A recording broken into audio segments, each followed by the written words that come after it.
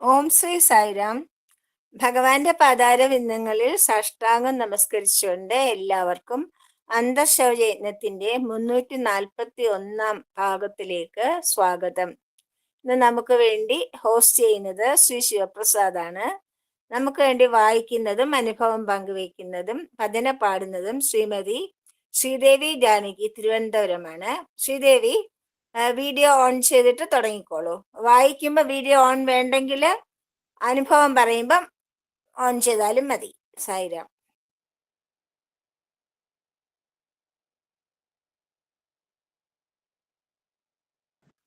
Record on അല്ല, മ്യൂട്ടാണ്. Audio മ്യൂട്ടാണ്.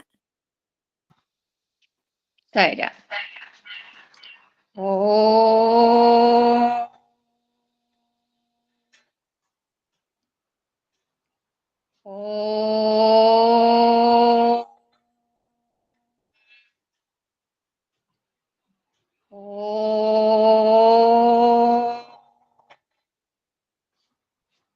ഓം സായീശ്വരായ വിദ്മഹേ സത്യദേവായ ധീമഹി തന്നഃ സർവഃ പ്രചോദയാത്. ഓം സായീശ്വരായ വിദ്മഹേ സത്യദേവായ ധീമഹി തന്നഃ സർവഃ പ്രചോദയാത്. ഓം സായീശ്വരായ വിദ്മഹേ സത്യദേവായ ധീമഹി തന്നഃ സർവഃ പ്രചോദയാത്. ഓം ശാന്തി ശാന്തി ശാന്തി. സായിരാം.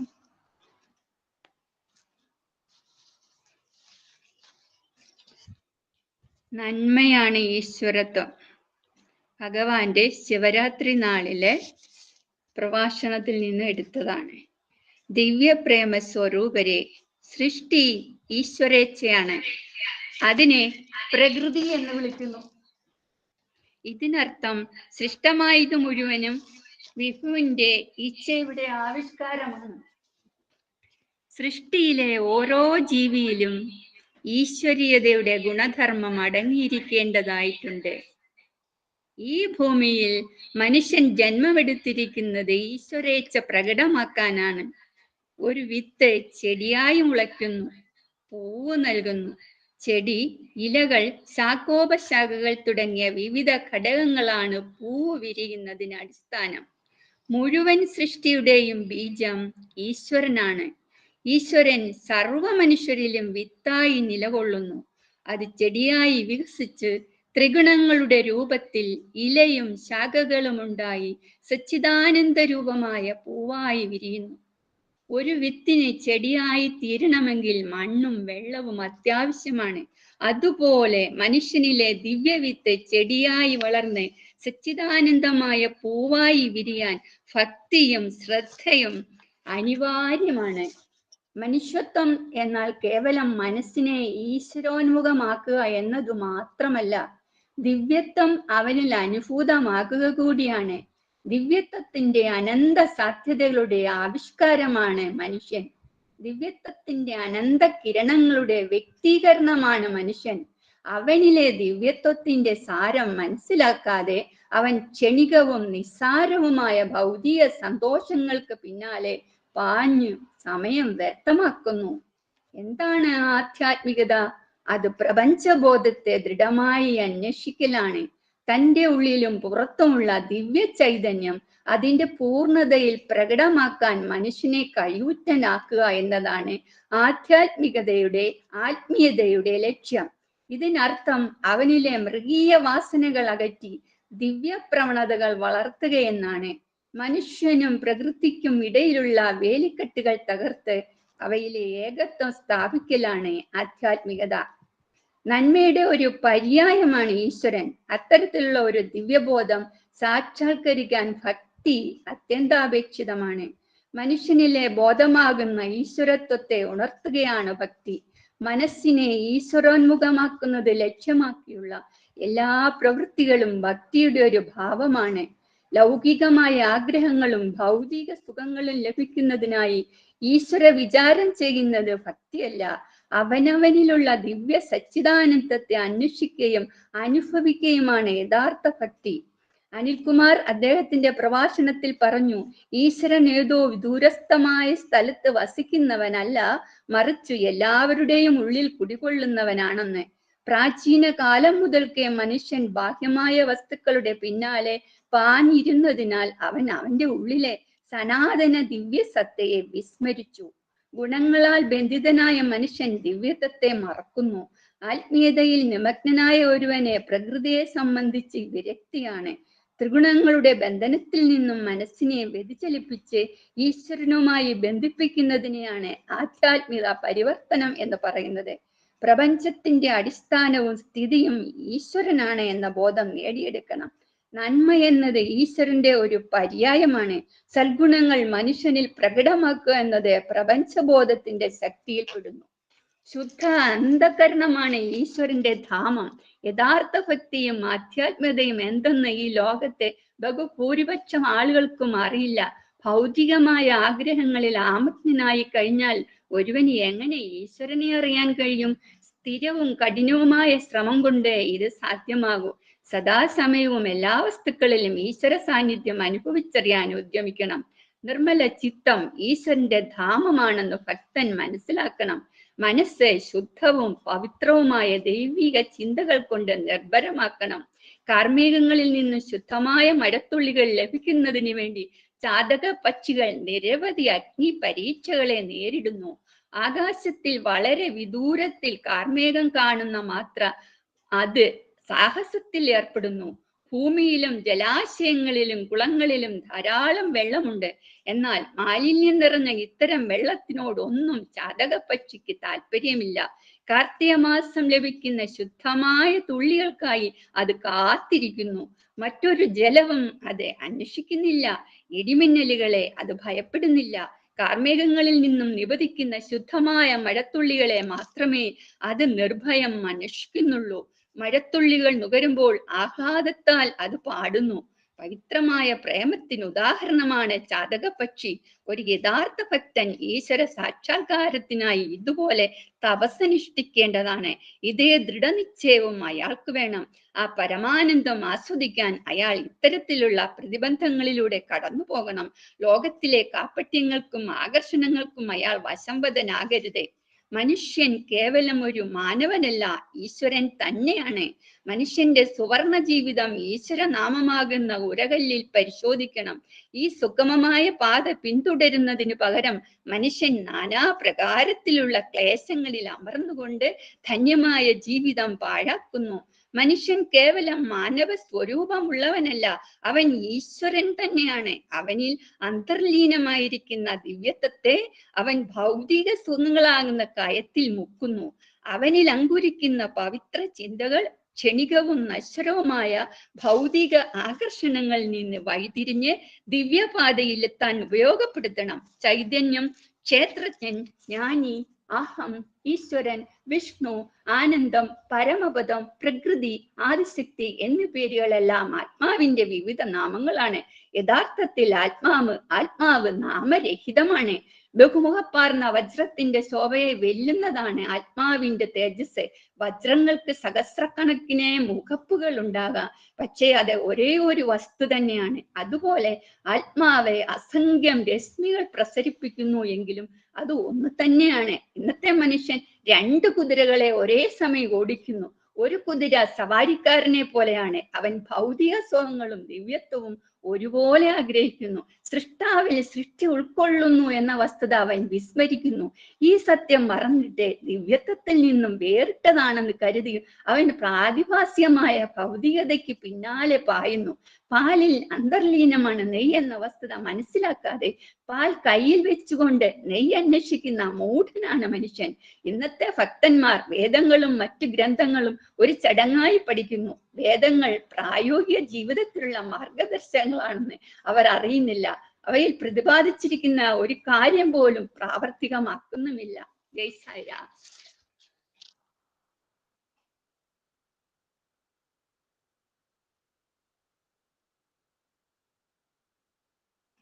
സായിരാം.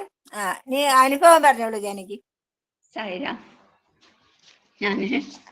എനിക്ക് ഇത്തിരി ബുദ്ധിമുട്ടുണ്ട്. എൻ്റെ ശക്തി സ്വാമിയാണ്. അപ്പൊ എൻ്റെ സ്വാമി എന്തെന്നാണോ നാവിൽ നിന്നാണോ പ്രവർത്തിപ്പിക്കുന്നത് അതുപോലെ തന്നെ വരട്ടെ. സായിരാം. ഓം ശ്രീ സായിരാം. സായി നാമത്തിൽ ചിത്തശുദ്ധിക്കായി ഒത്തൊരുമിക്കുന്ന ഈ യജ്ഞത്തിൽ ഭഗവത് നാമത്തിൽ എൻ്റെ ഭഗവാനും എല്ലാ ഭഗവത് സ്വരൂപങ്ങളായ എൻ്റെ സഹോദരി സഹോദരന്മാർക്കും എൻ്റെ സായിരാം. ഈ വർത്തമാന നിമിഷത്തിൽ ഭഗവത് നാമത്തിലുള്ള അനുഭവയാത്രയിൽ എൻ്റെ തെറ്റുകൾ പൊറുക്കണമെന്നും എൻ്റെ നാവിന് ശക്തിയേകണമെന്നും എൻ്റെ ഭഗവാനോടും എല്ലാവരോടും പ്രാർത്ഥിച്ചുകൊണ്ട് തുടങ്ങുന്നു.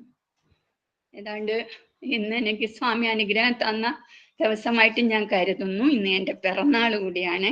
എങ്ങനെയെന്നറിയില്ല.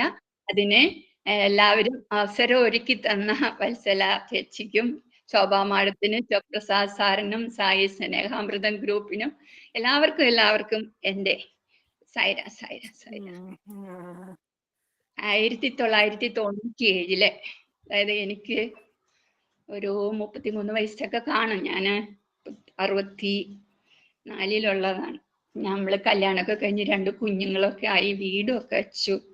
ഒത്തിരി കടങ്ങളും ബുദ്ധിമുട്ടുകളും, മലപ്പുറത്ത് ജോലി, തിരുവനന്തപുരത്ത് വീട്, അതിനിടയിലുള്ള പോക്കുവരവുകള്, അങ്ങനെ ഒരു രോഗത്തിന് അടിമയായി പോയൊരു സമയത്ത് എൻ്റെ ഹാർട്ടിന് ബ്ലോക്കാണെന്ന് കണ്ടുപിടിച്ചു ശ്രീചിത്രയിൽ നിന്ന്.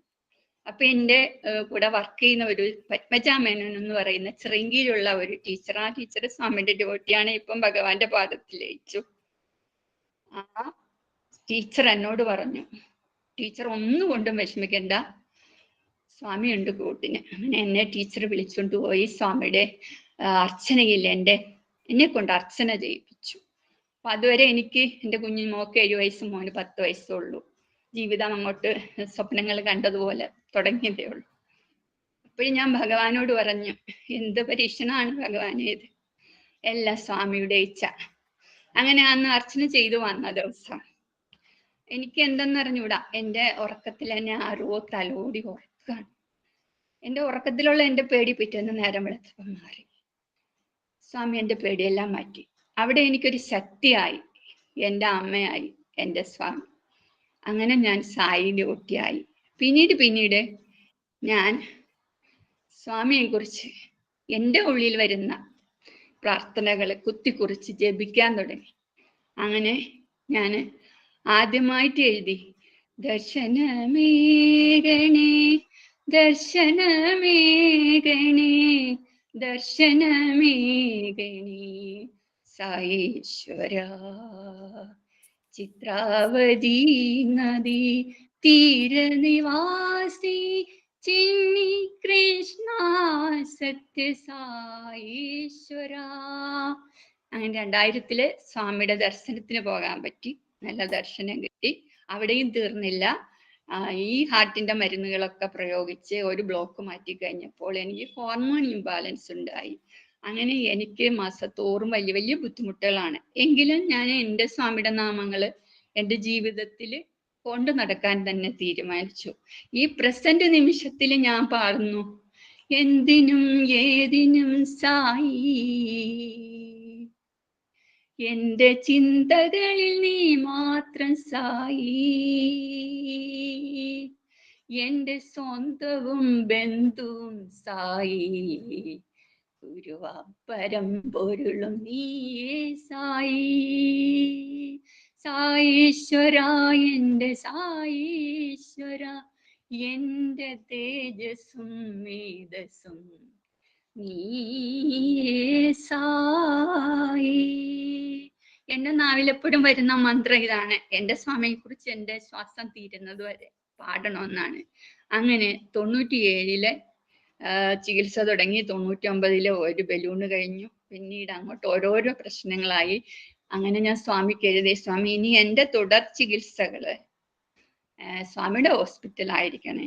അങ്ങനെ ഞാൻ ബാംഗ്ലൂരിലെ സ്വാമിയുടെ ഹോസ്പിറ്റലിൽ 2009 വീണ്ടും ബലൂൺ ചെയ്ത അതേ ബ്ലോക്ക് തന്നെ വീണ്ടും ചെയ്തു. അവിടെ എന്നെ ചികിത്സിച്ച ഒരു ഗോകുൽദാസ് എന്ന് പറയുന്ന ഡോക്ടറുണ്ട്. അദ്ദേഹത്തിന് ഞാൻ ഈ അവസരത്തിൽ എൻ്റെ സായിരാം അർപ്പിക്കുകയാണ്. അങ്ങനെ അത് കഴിഞ്ഞു. അങ്ങനെ ഒരുപാട് കാര്യങ്ങൾ ഉണ്ടായി. അങ്ങനെ 2003 തിരുവനന്തപുരത്തേക്ക് ട്രാൻസ്ഫർ ആയി. അത് കമ്പാഷനേറ്റ് ഗ്രൗണ്ടിലായിരുന്നു.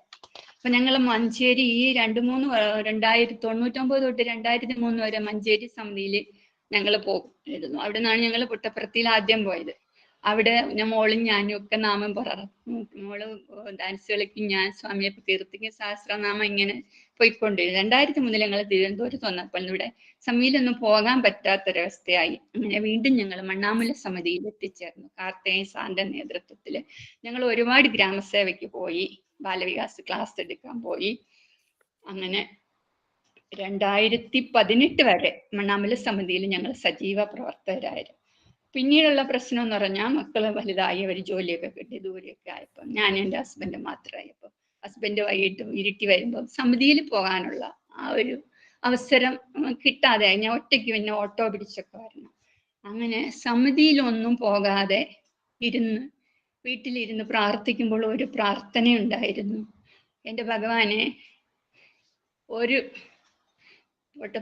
പ്രശാന്തി സേവയ്ക്കെങ്കിലും ഞങ്ങൾക്ക് അവസരം തരണേ എൻ്റെ ഭഗവാനെ. അങ്ങനെ ഞങ്ങള് അപ്പൊ കുഞ്ഞുങ്ങളെ രണ്ടുപേരും 18 അയച്ചു. അവർക്ക് കുഞ്ഞുങ്ങളൊന്നും ആയില്ല. ആ ഒരു സന്തോഷത്തിൽ വന്നത് ചെയ്യാൻ ഞങ്ങളെ അനുഗ്രഹിക്കണേ എന്ന് പറഞ്ഞു. നമ്മള് അമ്മയാകാൻ ഉള്ള തയ്യാറെടുപ്പായപ്പോൾ 5 മാസമായപ്പോഴേ അത് അമ്പലമുക്ക് സമിതിയിലെ സിനിയാണ് ഞങ്ങൾക്ക് വേണ്ടി റിസർവ് ചെയ്ത് തന്നത്. അപ്പൊ ആ സിനിക്കും ഞങ്ങൾ സായിരാം പറയുന്നു. ഞങ്ങൾ ഹസ്ബൻഡും കൂടെ പോയി 2003 ജൂലൈയിൽ പോയി. 2003 ഡിസംബർ ആയപ്പോൾ മോൾക്കൊരു മോനുണ്ടായി. അങ്ങനെ ഗ്രാമസേവ ചെയ്തു ഒരാഴ്ച. അത് വലിയ ഒരു സന്തോഷമായി. അങ്ങനെ ഞാൻ ആ ഓരോ നിമിഷത്തിൽ എഴുതിയ പ്രാർത്ഥനകളാണ്. അത് ഞാൻ അവസാനം പാടാം. അങ്ങനെ ഇപ്പോൾ എൻ്റെ പ്രാർത്ഥന എനിക്ക് ഷിർദിയിലും കൂടി ഒന്ന് പോണമെന്നായിരുന്നു. അപ്പോൾ ഷിർദിയിൽ പോകാൻ വണ്ടിയൊക്കെ ബുക്ക് ചെയ്തു.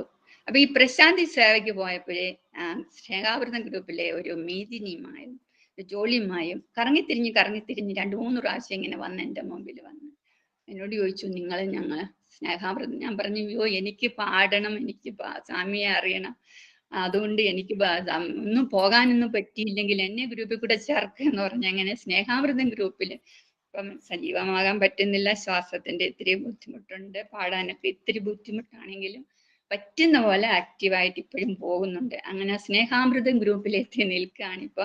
പിന്നെ മൈഗ്രെയിൻ ഒക്കെ ഉള്ളതുകൊണ്ട് ഭജനകളിലൊന്നും ഈ ശബ്ദവും താളവും മേളവും ഒന്നും കേട്ടിരിക്കാനും പറ്റുന്നില്ല. അങ്ങനെ ശ്രുതി പോകുന്നതിന്റെ തലേന്നായപ്പോഴത്തേന് എനിക്കൊരടി പൊങ്ങാൻ വയ്യ. അപ്പൊ ഈ ശ്രുതി പോകുന്നതിന്റെ തലേന്ന് നോക്കിക്കോളൂ സ്വാമിയുടെ ഒരു അനുഗ്രഹം. എനിക്ക് അവിടെ എത്താൻ പറ്റില്ല എന്ന് സ്വാമിക്ക് അറിയാം. അപ്പൊ അമ്പലമുക്ക് സമിതിയിൽ നിന്ന് വിളിച്ചു ചോദിച്ചു, നിങ്ങളുടെ വീട്ടിലൊരു ഭജന വെക്കട്ടെ? അപ്പൊ ഞാൻ പറഞ്ഞു, അയ്യോ ഈ അവസരത്തിൽ സ്വാമി ഇങ്ങോട്ട് വരാൻ തുടങ്ങുന്നോ? പിന്നെ നമുക്ക് വെക്കണം എന്ന് പറഞ്ഞു. ഈ ഭജനയുടെ അന്നും രാവിലെ ഹോസ്പിറ്റലിൽ പോയിട്ട് വന്ന് ഭജനയെല്ലാം നല്ല ഭംഗിയായിട്ട് നടന്നു. പിറ്റേന്ന് രാവിലെ ആയപ്പോൾ 20-ാം തീയതി പോകാൻ ബുക്ക് ചെയ്തിരിക്കുന്നു. 19-ാം തീയതി വൈകുന്നേരം എനിക്ക് തല പൊങ്ങാൻ വയ്യ. അങ്ങനെ എന്നിട്ടും എനിക്ക് ആരോടും പോകണ്ടെന്ന് പറയാൻ പറ്റുന്നില്ല. പോകാന്നുള്ള ധാരണയാണ്. അങ്ങനെ ഞാൻ പറഞ്ഞു, നമുക്കൊന്ന് ഡോക്ടറുടെ ഒക്കെ പോയി ഇത്തിരി മരുന്ന് എന്തെങ്കിലും വാങ്ങിച്ചിട്ട് പോകാം, ദൂരയാത്രയിൽ. അവിടെ ചെന്നപ്പോൾ എനിക്ക് ഡെങ്കു ആണ്, കൗണ്ടും കുറഞ്ഞു, ക്രിയാറ്റിനും കുറഞ്ഞു. അങ്ങനെ മെയ് 23-ന് 10 ദിവസം ഞാൻ ഹോസ്പിറ്റലിലായിരുന്നു. അതായത് ഞാൻ ശ്രുതി പോകേണ്ട ദിവസം സ്വാമി വീട്ടിൽ വന്ന് എന്നെ രക്ഷിച്ച് ആശുപത്രിയിൽ കൊണ്ട് കിടത്തി. അപ്പോഴേ ഞാൻ എഴുതി, എന്തിനാണ് ഭഗവാന്, എവിടെ പോകാനാണ് എൻ്റെ ഭഗവാന്റെ നാമക്ക് കൃത്തിക്കുക? ഇത് കൂടുതൽ എന്താണ് ജീവിതത്തിൽ വേണ്ടത്? ഭജനം ജീവിൻ സായി പാദം സദാ, ഭജനം ജീവിൻ സായി പാദം സത്യ സായി പാദം. രാമകൃഷ്ണ ഹരി പാദം സായി സുന്ദര പാദം. രാമകൃഷ്ണ ഹരി പാദം സായി സുന്ദര പാദം. ഭജനം ചെവിൻ സായി പാദം സത്യ സായി പാദം. നടരാജ നർത്തന ദിവ്യസുന്ദര പാദം. നടരാജ നർത്തന ദിവ്യസുന്ദര പാദം. ശ്രീലാസ്യ നർത്തന മഞ്ജുളമാം പാദം. ശ്രീലാസ്യ നർത്തന മഞ്ജുളമാം പാദം. ഭജനം ചെയ്യും സായി പാദം. സായി പാദം സത്യസായി പാദം. സ്വാമിയെ അറിഞ്ഞ സ്വാമിയെ കണ്ട സ്വാമിയെ ആ കൃപാകടാക്ഷം അനുഭവിച്ചിരിക്കുന്ന സ്വാമി മനസ്സിൽ തോന്നുന്ന പ്രാർത്ഥനകളോടെ ഭജിക്കുക. ഓരോ നിമിഷവും അങ്ങനെ ഭജനകളായി പ്രാർത്ഥനകളായി ആ പാദങ്ങൾ ശരണമായി എല്ലാവിടുത്തെ പാദാരംഭം അർപ്പിക്കുകയാണ് ഇപ്പോൾ. അങ്ങനെ മോനും 2 കുഞ്ഞുമക്കളായി. അവരൊക്കെ ജോലി സ്ഥലത്താണ്. ഞങ്ങൾ 2 പേരും മാത്രമേ ഉള്ളൂ. കണ്ണൂരേക്ക് യാത്ര ചെയ്താണ് ഞാൻ വലിയ വിഷമത്തിലായത്. അതുകൊണ്ട് തിരുവനന്തപുരത്ത് തന്നെയാണ്. എല്ലാ ഈശ്വരേച്ഛയ്ക്ക് വിടുന്നു. നീ അവതാര മഹിമകളെ അറിയാതെ മാനവർ, അത് എനിക്ക് മുമ്പിലുള്ള എൻ്റെ വേണ്ടപ്പെട്ടവരെ കുറിച്ച് ഞാനിങ്ങനെ ഓർക്കുമ്പോൾ പാടും. ഒരു നേരമെങ്കിലും കാണാതെ വയ്യൻ പർത്തിപുരീശ്വരാനിൻ ദിവ്യരൂപം. ഒരു നേരമെങ്കിലും കാണാതെ വയ്യൻ പർത്തിപുരീശ്വരാനിൻ ദിവ്യരൂപം. ഒരു മാത്രയെങ്കിലും കേൾക്കാതെ വയ്യ നിൻ മഹിമയെഴുന്നതാ ദിവ്യനാമം.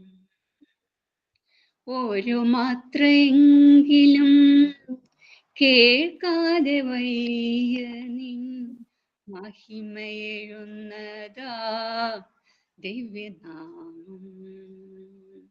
ഒരു നേരമെങ്കിലും കാണാതെ വയ്യൻ പർത്തിപുരീശ്വരാനി ദിവ്യരൂപം. അവതാര മഹിമകൾ അറിയാതെ മാനവർ അലയുന്നു സംസാര സാഗരത്തിൽ. അവതാര മഹിമകൾ അറിയാതെ മാനവർ അലയുന്നു സംസാര സാഗരത്തിൽ.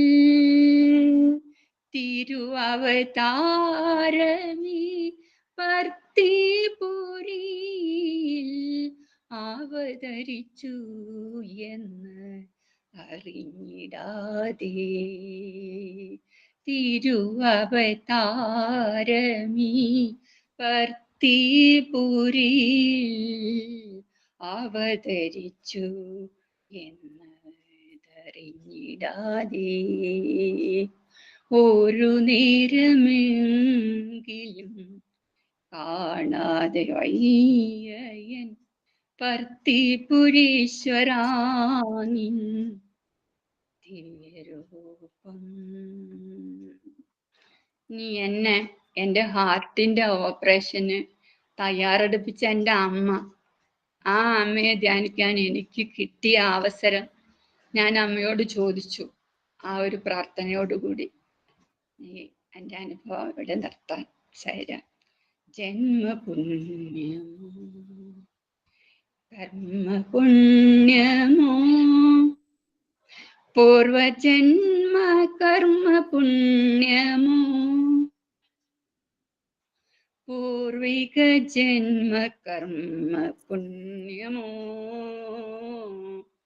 ഭഗവാൻ ശ്രീ സത്യസായി ബാബ തൻ കൃപാമൃതവർഷമൊന്നു മാത്രമോ ഈശ്വരാവതാര വർണ്ണനം ചെയ്യും ഈ ധന്യവേളയ്ക്കാധാരം ഭഗവാനേ ഭഗവാനേ ഭക്തപരായണനാമൻ ഭഗവാനേ എൻ പ്രണാമം എൻ പ്രണാമം എൻ സാഷ്ടാംഗ പ്രണാമം തലോടലായി വന്നൊരമ്മയായി തഴുകിയുറക്കി പൊന്നമ്മ സായീശ്വരനായി വന്നമ്മ സായീശ്വരിയാം പൊന്നമ്മ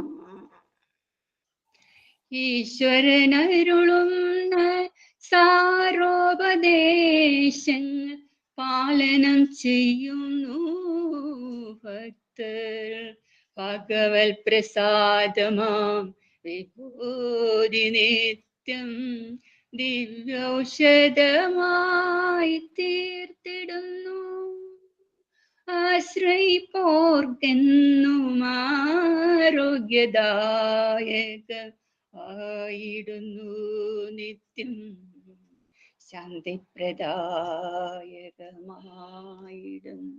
സൈറാം സൈറാം സൈറാം. എല്ലാവരും സൈറാം. എന്തായാലും നല്ലൊരു ജന്മദിനം. അറിയാതെയാണെങ്കിലും ഞങ്ങളുടെ എല്ലാവരുടെയും വക ജന്മദിനാശംസകൾ ശ്രീദേവിക്ക് നേരുന്നു. ഇതുവരെ ആരും പറഞ്ഞിട്ടില്ലാത്തൊരു രീതിയിലാണ് ശ്രീദേവി ഇന്ന് പ്രസന്റ് ചെയ്തത്. Thank you so much. നീ ഭഗവാന്റെ ഇത് കഴിയുമ്പോ ഒരു ഭജന കൂടെ പാടണം. Sairam.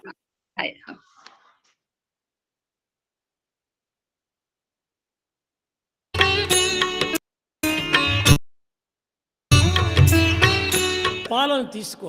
Here you have milk. ఆ పాలను ఒక పాత్రలో పెట్టుకొని వెన్నెక్కడ వెన్నెక్కడ వెన్నెక్కడ వెన్నెక్కడ అని 10 దినములు నీవు ప్రయత్నించినప్పటికీ ఆ పాలు పాడైపోతుంది, కానీ వెన్న నీకు సాక్షాత్కరించదు. Holding milk in a container, if you are in search of the butter and wait for 10 days long, you cannot find it. కానీ ఆ పాలలో వెన్న ఉంది.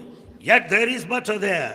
అయితే దానిని వెన్నగా నీవు అనుభవించాలనుకుంటే, If you want experience, దానిని పెరుగుగా మార్చాలి. curdle it. ఆ పెరుగును తిరిగి మద్దన చేయాలి, సాధన. Churn it, that is sadhana. ఆ సాధన చేసినప్పుడే ఆ యొక్క సర్వత్రా ఉండినటువంటి పెరుగు ఒక వెన్న ఒక పై భాగంలో సాక్షాత్కరిస్తుంది. When once you churn the curd, you will collect that butter, the divinity, over the surface. కానీ ఎక్కడ నుంచి వచ్చింది ఈ వెన్న? Where from you got ఆ the butter? పాల నుంచే వచ్చింది. It is out of the milk alone. కానీ అది వెన్నగా తయారైన తర్వాత ఆ వెన్ననే తిరిగి పాలలో వేయి. However, when once you get the butter, keep it back in తిరిగి milk. దాంతో చేరదు. It will never mix there. వెన్న వేరు, పాలు వేరుగానే ఉంటుంటాయి. The butter remains apart from the milk. మానవం నుండి వచ్చింది మాధవత్వము. In fact, divinity has come out of man. నరం నుంచి వచ్చింది నారాయణత్వము. The divine principle has come out of విశ్వం నుంచి humanity. వచ్చినటువంటి విశ్వరూపము. And the divinity has come out of the కానీ universe. తిరిగి విశ్వంతో చేరదు. And it will never get back into that place. అయితే ఈ మానవునితో చేరదు. It will never join back the human quality. ప్రత్యేకంగానే ఉంటుంది. So it remains as it is. అయితే ఎప్పుడు దీన్ని మనం చేర్చుకోవాలి? Then how can we get ourselves ఆ mixed up? ప్రత్యేకంగా వచ్చినటువంటి వెన్నను మనం భుజించాలి. The butter which is so obtained has got to be ఆ partaken. భుజించినప్పుడే నీతో అది వెన్న సర్వత్రా వ్యాపించిపోతుంది. When once you accept that butter, it will get దీన్ని part of... ശ്രീദേവി ഭജന പാടിക്കോളൂ. സൈറാം. नाम भजो साईरा, नाम भजो साईरा मनुवा, नाम भजो साईरा, नाम भजो साईरा, साई रामा हे साई श्यामा, साई रामा हे साई श्यामा, साई रामा हे साई श्यामा, साई रामा हे साई श्यामा, नाम भजो साईरा मनुवा, नाम भजो साईरा। मधुरं मधुरं साई नामं, मधुरं मधुरं साई नामं, मधुरं मधुरं साई नामं, मधुरं मधुरं साई नामं, मुक्तिप्रदायक साई नामं, मुक्तिप्रदायक साई नामं, नाम भजो साईरा मनुवा, नाम भजो साईरा। साई रामा हे साई श्यामा, साई रामा हे साई श्यामा, नाम भजो साईरा। मधुरं मधुरं साई नामं, मधुरं मधुरं साई नामं, मुक्तिप्रदायक साई नामं, मुक्तिप्रदायक साई नामं, नाम भजो साईरा मनुवा, നാമ ഭജോ സായിരാ. സായിരാം, എല്ലാവർക്കും സായിരാം. ഓം ശ്രീ സായിരാം. സായി ഉപമ. നാമവും രൂപവും മാറിക്കൊണ്ടിരിക്കാതിരിക്കുക. ഈശ്വരന് വേണ്ടിയുള്ള തൃഷ്ണ ഒരു വള്ളിക്ക് വൃക്ഷത്തോടോ, ഒരു കാന്തത്തിന് ഇരുമ്പിനോടോ, ഒരു വണ്ടിന് പൂവിനോടോ, ഒരു ജലസ്രോതസ്സിന് വെള്ളച്ചാട്ടത്തോടോ, ഒരു നദിക്ക് സമുദ്രത്തോടോ ഉള്ളതുപോലെ ആയിരിക്കണം. ഈശ്വരനുമായുള്ള വിരഹത്തിന്റെ വേദന ഹൃദയത്തിൽ തന്നെ മഥിച്ചുകൊണ്ടിരിക്കണം. തൻ്റെ അസ്തിത്വവും മുഴുവനും ഈശ്വരനുമായി സംയോജിക്കുവാൻ തീവ്രമായി ആഗ്രഹിക്കണം. നാമവും ജപവും മാറി മാറിക്കൊണ്ടിരിക്കുന്നത് സമയവും ഊർജവും നഷ്ടപ്പെടുത്തുക മാത്രമേ സഹായിക്കുകയുള്ളൂ. നിരന്തരമായ ഈശ്വര ധ്യാനം നിങ്ങൾക്ക് നിലയ്ക്കാത്ത ആനന്ദം നൽകുക തന്നെ ചെയ്യും. ജയ സായിരാം. സമസ്തലോകാ സുഖിനോ ഭവന്തു, സമസ്തലോകാ സുഖിനോ ഭവന്തു, സമസ്തലോകാ സുഖിനോ ഭവന്തു. ഓം ശാന്തി ശാന്തി ശാന്തി. ജയ സായിരാം.